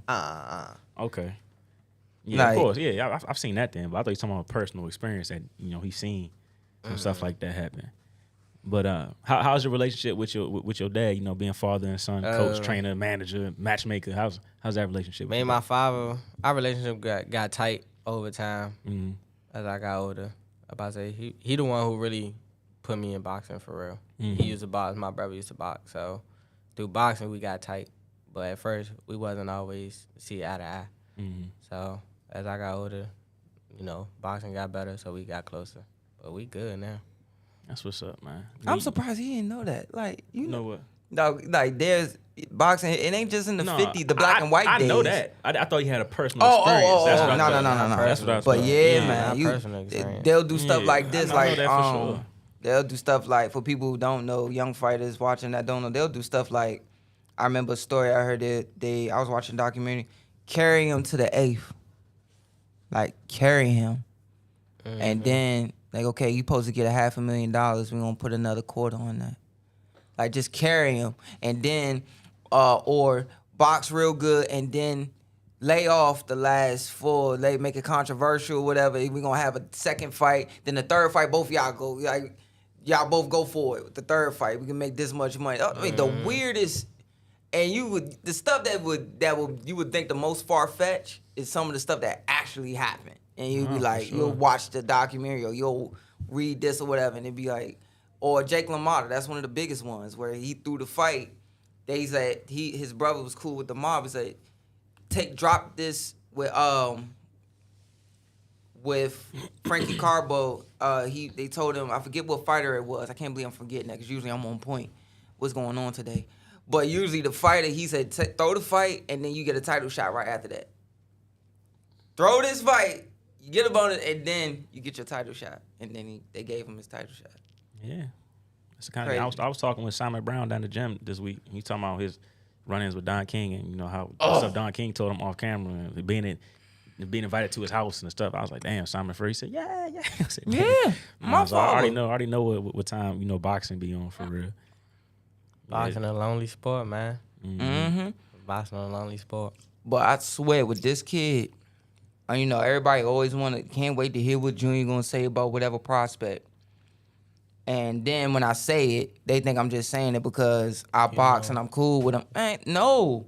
Because Kels know I done seen him fight and I say, yo, you look beautiful, but watch out for this. Next time do this or see this. And he'll be like, all right, like if I go ahead and he'll be like, oh, all right, and he see it or whatever, I'm just keep it all the way 100 with you because I know what that 3 minutes can feel like.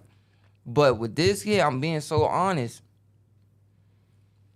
He can be. I really hope you get signed to someone like Al Heyman with that platform. You have more freedom and more publicity, and the type of charisma that you have, the backing they will put behind you. He'll be able to, with his phone, be able to stay in your face. It won't just be, man, I love watching this guy fight. And I love watching his post-fight interviews. He's funny. He's charismatic. No. He'll be able to draw through his phone with the stuff they do. Like, oh, he in the gym, cool.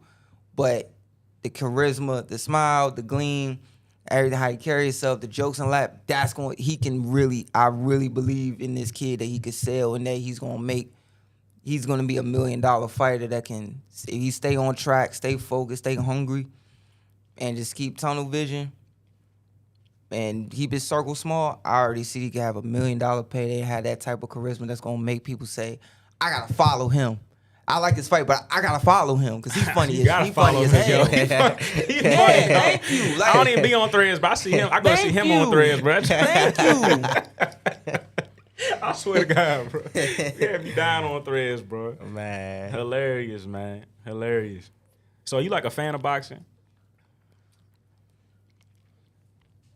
It's like I watch it, study it. Yeah, like all the guys that you watch and pick things from. Yeah, I about to say, it's certain fighters that I pick stuff from. I ain't gonna say I'm a fan of boxing. It's not like I watch boxing every week. But when certain guys do fight, I'm definitely gonna tune in. Yeah. So I'm a fan of certain fighters. No, for sure. Who are some guys that when they come on, you definitely watching? Not SHAKELL, Tank, Gary, all the Russells, Boots, Trayvon, Lil Jalil. Lomachenko too. Yeah. That's Errol Spence, Terrence Crawford. That's about it. The heavy hitters, man. Yeah, that's about it. Yeah.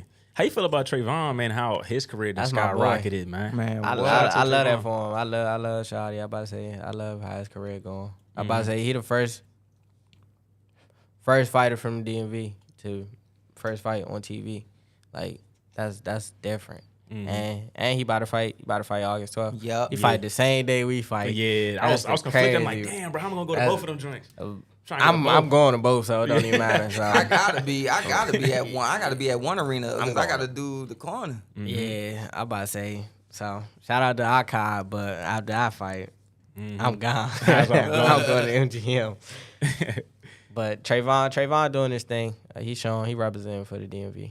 Definitely. Yeah, you said you shared the ring with him. Yeah, I about to say I think I was his first fight and he was my first fight. Yeah. So like, what's looking at his skill set, man? What's special about him that you see? From back then to now. Yeah.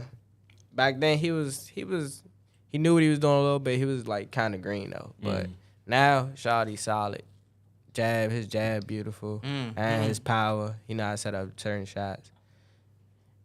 He looked like he definitely gonna be one of them top guys though. Yeah. Definitely one of them very top dangerous. guys. Yeah, definitely. Very and he a dangerous. tall fighter too. Right. He's tall and rangy. Yeah. So now I gotta ask you, man. I know you mentioned Terrence Crawford and Errol Spence. How you feel I'm about that going with fight? Errol.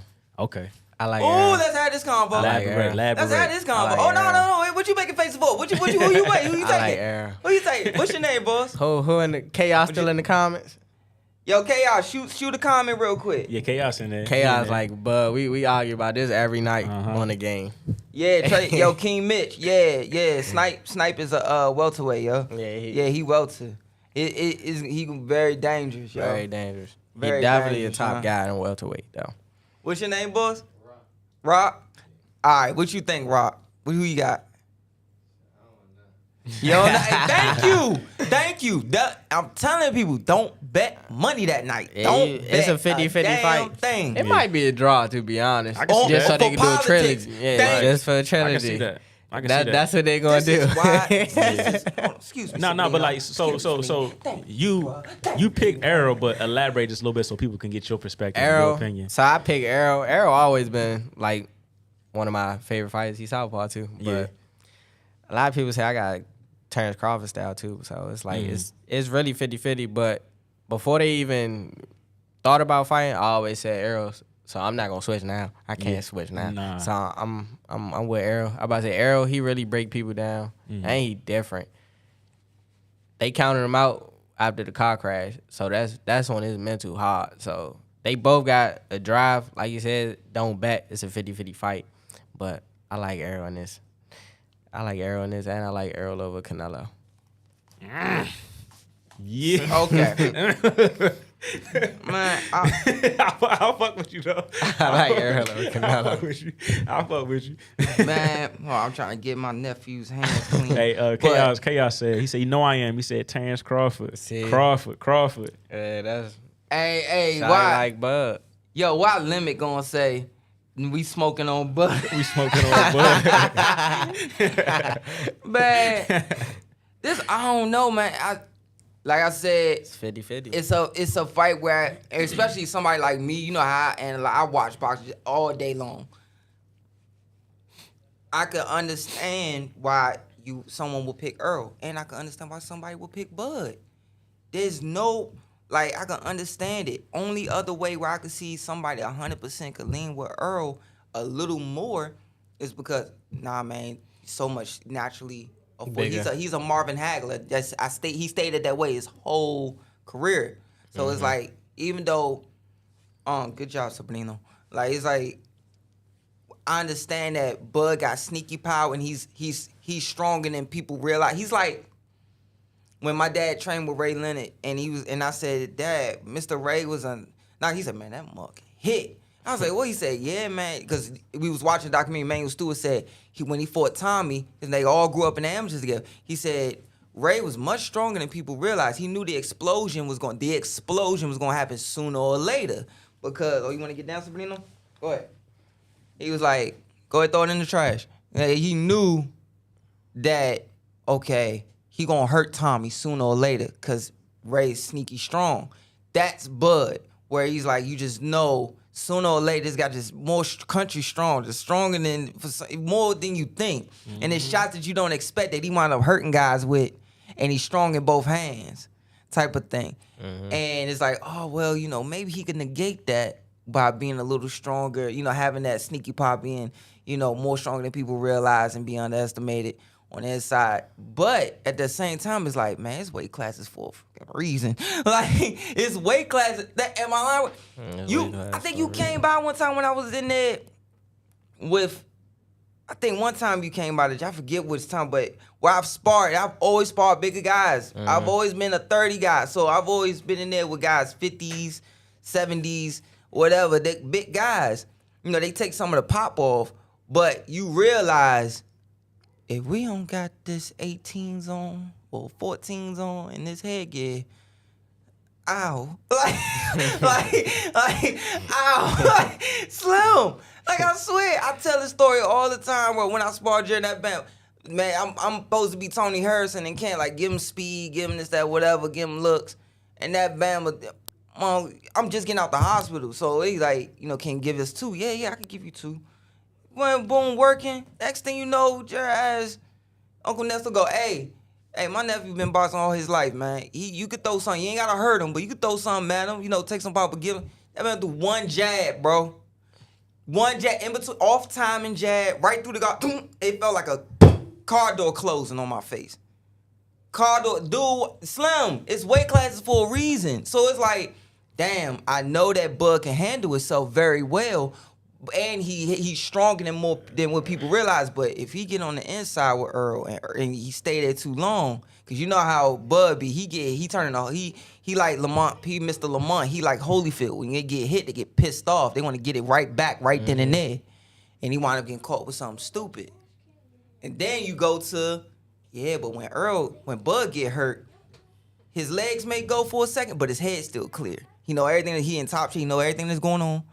But when Earl get hurt, his legs stay strong, but his body goes stiff. Like, he'll get hit, everything freeze. Every time. I saw it in the amateurs, I saw it early in his pro career, and I saw it his last 2 fights. You can say the whole thing about the mouthpiece all the hell he won't. But I saw what I saw early in his career, and when he'll get hurt, I don't know what it is about this side of his face. Whenever he gets hit there, he'll freeze. And he'll try, he's trying to tell his body, snap out of it, snap. And then he'll snap out of it. And it's like, you can't do that.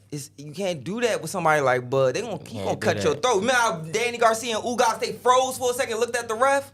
Shit. That ain't happening. Man, Bud gonna be like, come in and just gonna take his chin. Man, so it's like, either way. You can't I ain't mad. You Yeah. can't. But they arguing in the chat though. King Mitch said I'm rolling with the big fish. KL said my man got shot in the head. He said, man, FaceTime me. Then he said 60-40 Crawford. Makai said 60-40 Earl. KL said, hell nah. KL said, hell nah. King Mitch said, I got EJ for sure, but Bud a bad motherfucker. And then he said, Bud, KL's got a good point. Bud has stopped everybody at 47. And then Makai, brother, I'm sorry, man. He said 484 people in the chat is OC. I think I only had 100. Oh, nah. Come on, Kyle. You know what I'm saying? Bro. Cut the bull. Hey, Kyle, you do numbers too, bro. Hell and yeah, next time you come in here, That we gonna make sure you do more numbers, bro. I'm about to go check. He Kyle texted me too. Talking about you got Let me viewers, go bro. check. Give me a shout out. Man, I don't even think Kyle know. I'm about to go look real did quick. numbers. Yeah, Kyle did like over 1,000. Hold on, let me go to Kyle real quick. I'm about to go to Kyle right now. You know, we gonna shut this up right now. Gonna shut my god brother up right now. We gotta shut him Cut up. all Look, that. as y'all keep going and climbing and y'all sign these deals and y'all getting title shots gonna and get winning bigger. titles, the views gonna get bigger. It's gonna get bigger. It's gonna get. That's why I appreciate y'all spending y'all's time to come here and talk with us now. Because Of y'all don't course. have to do this, man. But we definitely appreciate y'all. We appreciate y'all. 1.5K. And Look that at was that. his recent interview. Yeah, That was Yeah. just a month ago. You Let's go looking to the sweet, one before he child. turned He pro. looking sweet. Man, That's let's my go to the first one day on before it. he turned pro. Let's go to the one before he turned pro. That one was He did 3.7K. He doing numbers. Cut man. that mess, Limit. Cut that mess, Makai. Come on, man. But You let know me your ask- god brother got you, boy. Let me ask you though, because you said you got Earl over Canelo, and I'm kind of leaning that way now too. But if you can elaborate on that just a little. Yeah, With I want to Canelo? hear this. Canelo, to be honest, Canelo, he out the door. I'm gonna keep it. Then you one way out, almost out Canelo, there? Canelo yeah. out of there. Yeah. He don't really like train. He went up in weight. Mhm. He went up. As you go up in weight, you don't really got to train that hard. That's what a Right. lot of people don't understand. So when he fought Bivol, he wasn't in shape. That's why he gassed out. Mhm. You saw he only waited. He waited to throw hard shots, Mhm. but it wasn't hurting Bivol. Mhm. If he was in shape, he could have outboxed him, do what he normally do, like when he fought. Not with Bivol. He was that wasn't happening. Like, And Yeah, this He dude- would have this did dude more. right He would have here- did more. He Yeah, would have did more. yeah, I see what Instead you're of saying. he was just trying to catch, throw a hard shot. He was trying to catch him just so Yeah. he can knock him out. Mhm. You can't do that when you not really training. Right. But as I just saw the video, it looked like he don't really be training now for Jamel. Mhm. Jamel really training now, so it could go either way, 50-50. I'm about to say because Jamel, he definitely is moving up 2 weight classes, so that might be a different ball game too if Canelo hit him clean. Mhm. So, Yeah. but I like Errol over Canelo. Errol always gonna be in shape, Mhm. and Errol know how to box too. So say if Canelo do hit Errol hard, Errol know how to box. Mhm. Yeah, I'm about to say he beat Mikey like that. He Yeah. could have stopped Mikey. Yeah, live, for sure. Just to let everybody know. He could have Yeah. stopped Mikey. He told everybody, he was like, I'm going to just outbox you. Yeah, he wanted to prove Yeah, his he wanted to fundamentals prove. was. Because everybody like, you a knockout artist. But a lot of people don't understand. He came from the Olympics, too. Like, you got to know some type of boxing Back skill. when the right. gloves was still white knuckle. Mm-hmm. So, Man. I like Canelo. I about to say I like Errol over Canelo. I respect that. Man, they in the chat going crazy right now. Man. All right, I got They it. I got said, it. They said Andre Phillips. Kel told Bomac to his face. He I told Bomac. and it- yeah. I told Bomac at Golden Glove. I said, you know, my man about to smoke you. My man Errol about to smoke you. What was his response? He just laughed. He just laughed. Yeah, I about to say because he had a fighter in my bracket. So hopefully, I was hoping he was gonna win so I could smoke him in front of Bud. So I could, in front of Bomac. Yeah. But he ended up losing. So I was like, all right, they out of the picture. Mm-hmm. But I told him, I said, you know, my man about to smoke you. And this Now is you see 2019. why he gonna be a It's mogul. 19. Nah, this is last year. Last year? Oh, yeah, okay. last year. Wow, so Why this we out fresh. Oklahoma? Yeah. Why we out Oklahoma This too? fresh. Yeah, this fresh. Man, see why I said he like press conferences, all this. He gonna be the. So I'm telling you, son. He said Bomac was going to sit on Kel. Nah, he definitely Hey, was. Yo, how you got one of the best best They say you fights, famous, and bro. he be in the gym sweating like he got something. He be doing he be working, and this he's still dude fat. still, and then be having the big family size deluxe jumbo Cheeto puff joints, and be in there going to town on that don't joint, know, yo. And I'm man. like, Oh no. dog, he really like when him and Bud stand next to each other, they really look like the number 10. Yeah, it's crazy, bro. Makai said he like 1,000 pounds. Y'all gotta go ahead. Yeah, That's crazy. Nah, I'm about to say nationals. Nah, nationals. you don't know what you gonna get out of me. I know I'm gonna say anything. Nah, to for anybody. So For sure. I be trying to make trips fun. You Or know, anywhere fun. Straight up. Kel famous. I need an autograph, my car.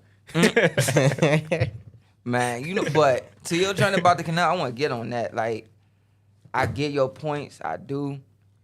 But my biggest thing with, of course, if he winds up fighting, we talking about now. You know, Canelo looked flat. I think it was that hometown curse. I always talk about the hometown curse, man, with fighting big fights back at home. You know, it could be taxing, but I think the work rate will be different because Earl gonna make him work. Yeah, Earl gonna make him work. Earl gonna make him work in spots where he don't want to work. And everybody know Canelo's a 6-round, 7-round guy. Like, he got to get you under control by the 6th or 7th so he could coast and do his thing or put you away later. If he don't got you under control at a certain pace by then, you can wind up pushing him past his pace and make it difficult for him, make certain spots uncomfortable for him, make him sloppy in certain spots. I've seen that with Mr. Trout, saw that with Mr. Danny, seen that with Bivol, you seen that with a lot of fights. Shawty that's Cuban. Who? It's Rolandi Laura. Yes, indeed. He really lost that fight too. Yeah, he lost that. He lost that. Yes, fight. indeed. You know, so those fights, you can see that. You can see that. Only thing is, you just don't want Earl to take sit there too long. Cause I always say Earl fighting 3 lanes. He ain't like me and you gonna go over here. What he's 3 lanes. Wow. Boom, boom, boom, boom, boom, boom. 3 lanes. Yeah. He a highway. That's where he at. And it's like, okay, keep that there, but also pull back and reset here. Don't stay here a little too long with somebody like Canelo just for him to drop his weight on you. You don't need that unnecessary weight. Because if you fight him at 60, or you fight him, because it ain't happening at 54. You know it's gonna have to be at 60. Yeah. That's what this fight at. That's what this fight at. Yeah. 60. I think it says 168. Yeah, it's not even gonna be a catch where like, come in at 58. Canelo ain't going from that. After Floyd, he like, man, I ain't cutting I don't no think I catch see Canelo on going nothing, back down bro. to 60 for real. I don't think he's not going back Exactly. down to 60. He gonna fight Errol at like a catch weight between 60 and 68. I think. Exactly. Yeah, that's gonna be like 168. Has to be. Ain't no way he going back down to 60. I think he'd been at 175. Talking about going up to what was the other cruiserweight and stuff like Slim, that. everybody can that. Stop it. That's crazy, man. Stop it, yo. It's weight class for that bam. I'm taller than Canelo. I'm like, what Canelo? I think Canelo, my dad, height like 5'8", 5'9". Yeah, he's like 5'8", 5'9". Yeah, I'm 6'2". And you don't see my ass trying to go up to no damn 54, 60.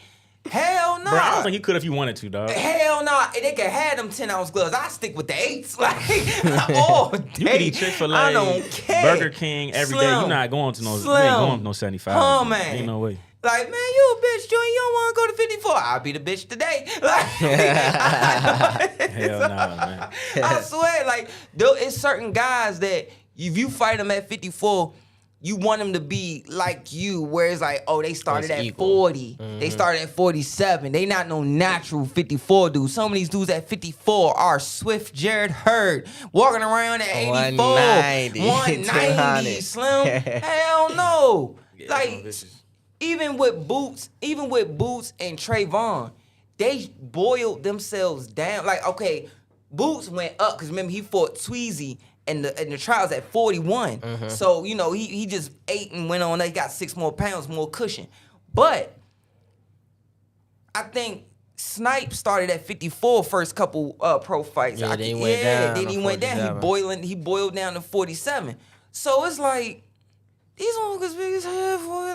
54, fuck that shit. Like big as hell. It's, you know, so it's like, nah, you don't want no unnecessary weight leaning on you, man. I done seen so many good fighters be doing their thing. And then just the dude start roughing them up, hitting them in the hip when the referee on this side, just dropping their weight on them, walking them, leaning their shoulder on them, throw their shoulder on them, little stuff. And it just start to add up more and more and more. Look at the Benavidez Caleb Plant fight. He purposely, Benavidez was slick with it. Every time when Sweet would grab him, he'll let him grab him. Yeah. The first 6 rounds, he'll do this. Remember, he would let Caleb in, look at the ref and do this. After that 6th round, he's like, yeah, now we in the late rounds. Start dropping that weight on him. Start sumo wrestling that bound. Let's walk over here to this corner. We married. Come on, let's go, man. Let's walk you to this corner and drop this weight on you. Hell no. Nah, but I feel like, outwork him, yeah. But, man, you just can't. That jump that Canelo do when he do this. And come over there. His feint is different. Yeah, come over. Nah, you don't need that. But I about to say Errol, he got the basic blocking style, so it's not really gonna fall for him. But Canelo punches do get around that, so. And Errol not. Yeah, he not like that. He here. Yeah, he there. He trying to catch shots. Yeah, and not sometimes you can catch stuff. You can catch, but not all of them. Not all of them, bro. Hell no. Not all of them. Hell no, that bro. should be going through the glove. Hell no. So they was talking about Boots, man. They was saying how I like Boots over all of them too. Yeah, they ain't never seen Boots like lose a round in the professionals. Like he's barely ever lost a round.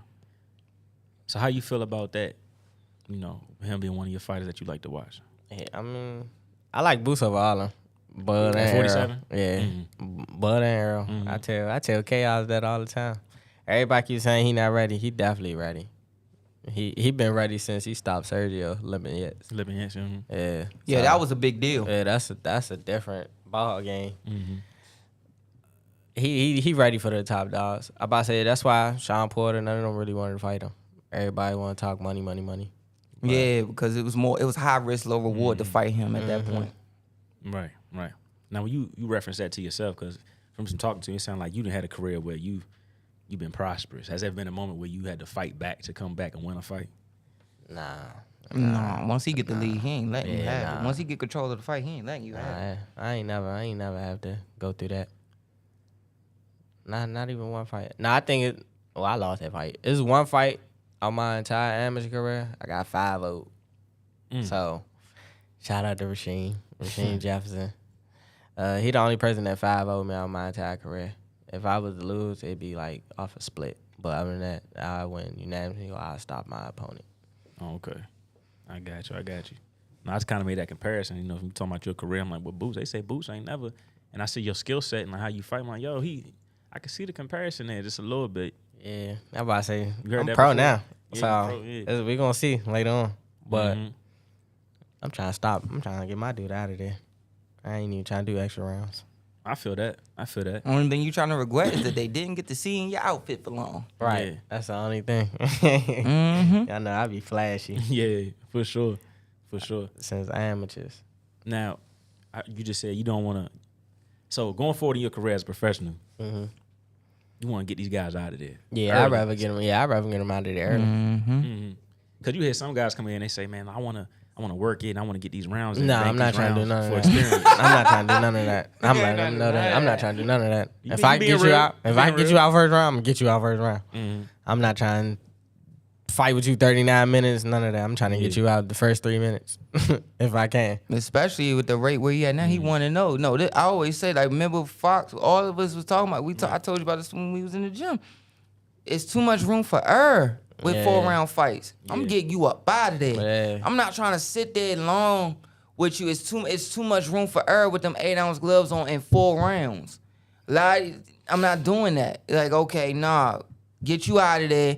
Now, when we get to them 6 and them 8s and them 10s, if I hit you with something and you still stand out something, all right, I'm gonna work on some stuff. I already got you under control. I'm gonna set this up, set that up. If you fall, you fall. But if not, I'm gonna just outclass you. Like, so don't take like what he's saying, because some people gonna try to take that shit and run with it. Like, oh, so he just think he gonna knock out. No, don't work like that. No. He just talking about room for error. No, I definitely feel that. When I look at your skill set, I see you being that kind of guy that you can drag a guy out into the deep water. You keep dragging him. Then when you want to drown him, you can drown him with your skill set. Yeah, definitely. Indeed, man. Indeed. But yeah, man, let's get you some fight hype, man, for your fight coming up. Well, August 12th, right? August 12th. August 12th. At Merrick's Center out southeast. I got tickets, so you could DM me to get y'all tickets. Y'all already know it's gonna be a great show. I'm gonna put on this beautiful show. Y'all know my outfit gonna be flashy. That's always. Yeah. Yeah. For sure. You got any shout outs you like to give? Of course. Shout out to STK. Shout out to Fight Fit. Shout out to Chaos. Shout out to Makai. Shout out to my clothing brand, LaHara. Long Live the Gas. Shout out C Pleasant too. Indeed, man. Anybody in the chat got a question for him? I know we got 400 some people in here. Anybody in the chat got a question? Go ahead and shoot it now.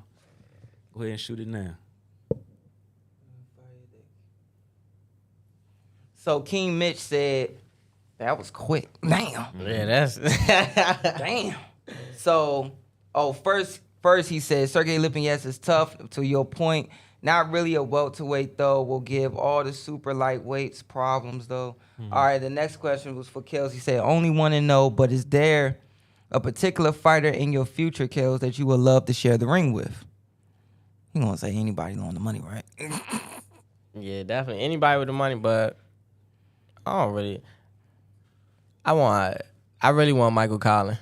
You gonna fight Mickey Collins? Yeah, from Man, Ireland. We've been talking about that since 2016. Oh, hold on. We got to talk about this story here now. Y'all been talking about this. Yeah, me and him, I told him, when the first time I went out Ireland, I think Chaos was with me. I about to say, he was in a restaurant with us. And I was like, you fight my weight class.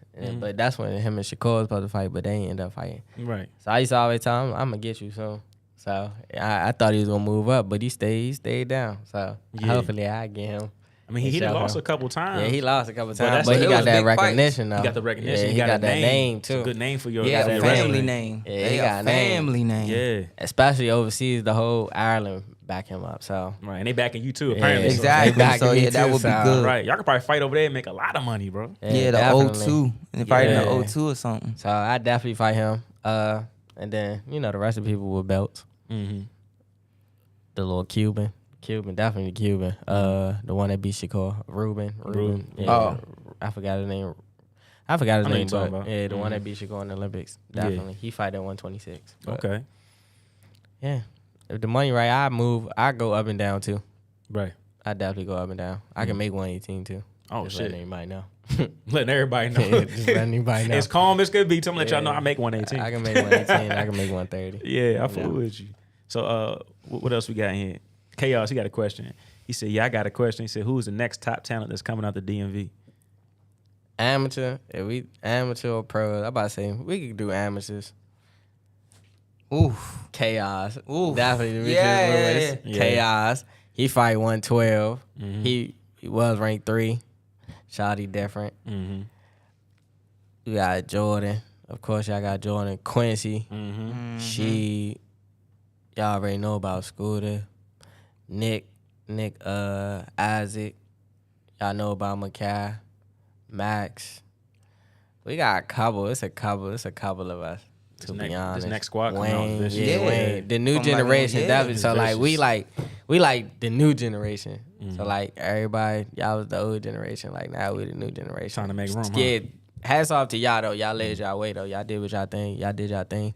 Like Jared, he like led us. Mm-hmm. He undisputed. Lamont, we had Lamont, Gary, Tank. Yeah, so I give Tank in that group, but it's a new generation now, so we about to take over. Loaded too, man. Yeah, we loaded. Yeah. I'm about to say, a lot of people ask me would I fight anybody back here like Wayne and all of them.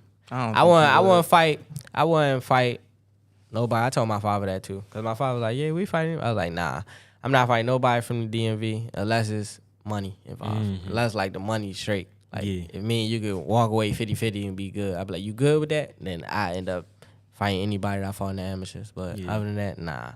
I'd rather spank everybody who out of state or out of town.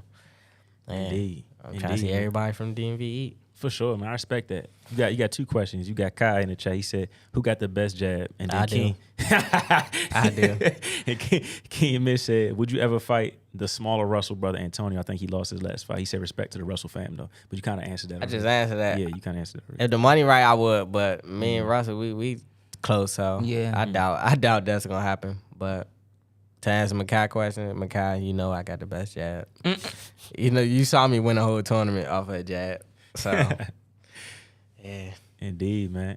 Any other questions y'all got in the chat, man? Come on, run them up. Now you see why I said press conference, Instagram, all that. He gonna sell. He gonna be a mo. I peeped that, bro. I peeped. As soon as I followed him after that fight, I was like, yeah, he funny, bro. And then Threads came. I said, oh, Man. I said, oh. I forgot Threads to connect to my Instagram too. Gotta make a burner. I gotta account. follow that. Man, I be saying anything. I be saying anything. I be telling y'all, I be like, don't take me serious, man. Yeah, You gotta but think it's about jokes, it. so it's all joke. Yeah, I be thinking about all that. But I be like, I already tweeted. Everybody already saw Everybody it. seen it. You know Everybody what I mean? saw it. But personality sells, man. Like the guys that do the best in boxing, make the most money, got the personality to back the skill set. Yeah. It's a complete come with the package, man, and you got that. So, respect to you, brother. Because it's different for us. We gotta. We can't just have personality and the promoter want to just put us up there.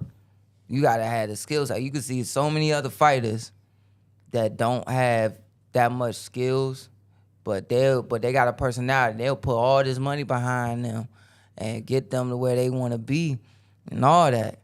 But when it's a black fighter, you're gonna have. I never forget when Joe Frazier told Marvin Hagler, he said, "You already got 3 strikes against you. 1, you're southpaw. 2, you're black, and 3, you're good." So it is like, you can't just be good. You gotta really shine. Like, you really gotta. You gotta really have. You can't just have a personality and sell. That might work for one fight. Nah, with us, we gotta back up skill. And he got all the skills. And he got the okay. All right, this kid. Because I never told you this story. I don't know if you saw the episode. Me, Top Dog, always was talking. I said, man, I talked to different promoters. It was one time, bro. Like, when Rock Nation was like going on, they was trying to like put me. They said, we know with your sickle cell you're not able to fight as much, but we know you sparring and everything. But if you can't fight, we want you to be in training camps and spar. But we also want you to let us know what fighters is coming up. We'll pay you. Man, I tried to put everybody on. I was trying to put all my men on. I'm naming all of them. And I'm like, yo, this guy good. I'm mentioning attributes. Man, this fighter good. I'm not going to say all the names, but if you knew at that time, you knew what fighters I was mentioning. All of them. All my friends. I'm like, yo, this guy, this. I'm mentioning his jab. It's this. It's that. He said, Junior, stop. That's all good, but that's not good enough. What else does he have? I'm like, well, he could get sharpened with his inside game. He said, no, you're not. You're missing my point. Thank you. They don't You care missing. about that. They's like, what can he sell? Yeah. I said, he a future world champ. He said, They don't care about that. Exactly. As long as you can sell the arena. Exactly. I about to say that go back to like Errol Spence when they was talking about who ASAP. Errol Spence, he sold out Dollar Stadium. That's Exactly. big That's stadium. over 100,000. Yeah, Right. Errol ain't really sell out anything. Like Javante, he sold out. He sell out all his arenas. So it's really all how much money they can make. They don't really care if you skillful in that. Like, look at Adrian Bronner. Still making money. Yeah, Shotty still gonna make money. Yeah. Look at Rolly. Yeah. Thank you. Rolly's Right. trash. Thank He's the best example. He's the best example. Rolly. I'm Come on, about to say Sabrina. Rolly. Yeah. He definitely. So look, what's up, bro? So look, you got 2 questions. You got 2 questions. What's up? You got Chaos in the chat, man. He said, so who hit harder, me or you? Okay, you know I hit harder than you, man. You too little. He's too little. Too little. You too little. And then you got King Mitch. He said, has there been any changes in your training regimen from amateur to pro? Hell yeah. Amateur. I just told you I didn't take boxing serious, so I ain't really train that much. Well, I did train, but I ain't train how I'm training now. Like now, I do conditioning, strength and conditioning, like calisthenics work. I added that, and then boxing. I'm about to say, and then I do like running and stuff. I run 5 miles, 6 miles. It all got to be under a certain time. So my training definitely been different. And the amateurs, it's just me. I was just like, make sure I can compete for 9 minutes straight. But now, it's like I could be explosive and not gas out. So yeah, my training definitely changed. Well said. For sure, man. Well My training said. definitely changed. That's what's up, man. Any other questions y'all got in the chat before we let them go today? Chaos said you disrespectful. You disrespected me on live, bet. Yeah, boy. Y'all funny. Right. Y'all funny, man. Y'all really funny, bro. Wait, we about to talk about this on the game. Oh, you be bumping? Of course. What you be playing? Duty, 2K, Madden, college, Mortal Kombat. Okay. But we on the duty though. We on the duty. But it be me, Trey Pound, Frankie. So we gotta link up. What you got? P5? Yeah. Same, mismo, same. I'm about to say, me and Frankie used to play last year. I think I played like one game Frankie with Frankie. fell off. I played one game with Frankie. I think I dropped like 12. He was like, nah, you play the game too much. I was like, he said, nah, you play the game too much. So that was the last time I played with Frankie. He fixed his PlayStation? I think so. Okay. I was trying to give him some advice how to fix that joint. I ran out of ideas. I said, bro, I don't know. Take it to Geek What? Squad. Oh my Take it to Lord. Geek Squad. So I don't know. Oh my goodness. I'm trying to get them Bama's on Back for Blood. The zombie joint, that joint is mean. Dead by Day. My joints is Dead by Daylight, Call of Duty, Fortnite, Dead by Daylight, Back for Blood. Man, that Dead by Daylight, mess with you, dog. That joint to mess with you. Back for Blood mess with you too, dog. We be on the duty in 2K. Yeah, I gotta link up with y'all on the duty. I'll link up with y'all on the duty. Yeah, Definitely. PlayStation, Xbox. PlayStation. yeah. For sure. But you know, it's cross-play on the duty. So. Yeah. But listen, if you get on the duty with us, it's 7 or better. Yeah, I mean, kills. you gotta get, you gotta get over 7 kills every game. Duty be fun though. Yeah, I ain't played no Call of Duty in years since like Big Red 1 on PlayStation 2. That's crazy. Damn. So you ain't played Warzone? I ain't played none of that. I don't even got a system. I don't be gaming. But no, real life, man. But my son want a PlayStation for his birthday. So I'm gonna get him one for his birthday, and I know I'm gonna be on that. You gonna be on that. I'm gonna be on he that. ain't even gonna play it. Yeah, now bag up. I'm on right now. Yeah, man. Go Trying to get my sleep. 7 you better kills. get that. You better Yeah, get that extra controller for my nephew, sure, man. For sure. Got to, man. But yeah, man, we definitely appreciate you coming through the studio, spending time with us, man. No problem. For sure. Anything you like to say to him? Nah, man, you already know what it is with me and him, man. I'm proud of this man right here, yo. Indeed. For real, and I just can't wait to, sit back and enjoy this show. Cause you know me, I'm never beside you. I like being in the back you be and in the watching. back watching, analyzing. I like to sit in the back and then just give you the head nod of well done. That's all, man. But it did mean a lot to me that some of the private conversations that we had, you remember them and it meant something to you, man. Anytime, I'm always here, man. You know that. I'm always here. Always. Indeed, man. Just promise me. Go get. Remember that conversation. Go get yours. Promise me you gonna go get yours, man. Of course I'm gonna go get mine. My man. That's Gotta all do I that, want. man. That's all I want. Where can everybody follow you at, brother? Y'all can follow me on Instagram at SPKELL_. Y'all can follow me on Twitter. Now on Twitter, that's a different story. But y'all can follow me on Twitter _SPKELL. Y'all can follow me on TikTok SPKELL____. My thread is connected to my Instagram, so if y'all want to see that, Comedy. if y'all want to see that, y'all can go ahead follow me on that too. Yeah, for sure, man. I want to say thank you for coming through here. Of course, Let us down, always. talk to you for an extended period of time. This time, get to know you a little bit. And I'm just happy that you on a straight, narrow path now and you're doing your thing, man. So I'm Thank happy. you. I'm happy for you. Man, I don't think people want him to lead. The joint went back up to 498 and 486. God If y'all want to see Kel come to his fight, Yeah, buy y'all can tickets, see come me support buy him. tickets. Don't Buy ask for tickets, no DM freebie. me, man. Y'all can DM me. You can Tickets DM. on sale, 25, 50, 100, 150. Yeah, indeed, man. Come show support. If y'all like what y'all saw today, y'all like him as a person, as a fighter. You enjoyed hearing his story and how he's gotten himself back on the right path and he's going to the top with this. Follow him, buy tickets, come watch him fight. Be a part of his story now.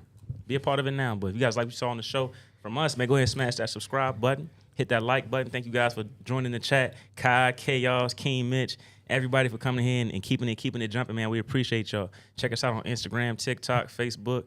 And we back with you guys again next Friday. Oh, shout out our sponsors. All Shout out to our sponsors. We got all our Has sponsors. a big We road. gonna ain't do even the paying commercials attention. next time, bro. But we got y'all, man. We got y'all. Appreciate y'all, man. That man, he talk about being sponsored. That man looked out for me. Matter of fact, yo. I'm gonna see him tomorrow. I got a camp. I'm doing a football camp tomorrow. So He looked out for your boy, Yeah, man. Roy, I'ma Suge see you was tomorrow, full, bro. Slam. He took that fool home. I swear, man. Indeed. Shout out to them, man. Appreciate the love from Big Roy, El Paso, Route 1. Shout out to the Kenichi Bed Studio, Kenichi Bed Headphones, Hibernation 5s. And he got something else coming up. And go look at them shorts and the chucks, too. So shout out to everybody, man. We appreciate everybody who tuned in. We're going to keep it coming. We should be there on about 9 o'clock, 9 p.m. weekdays for the home shows. So we'll see y'all then later this week, yo. Indeed, y'all. See y'all soon.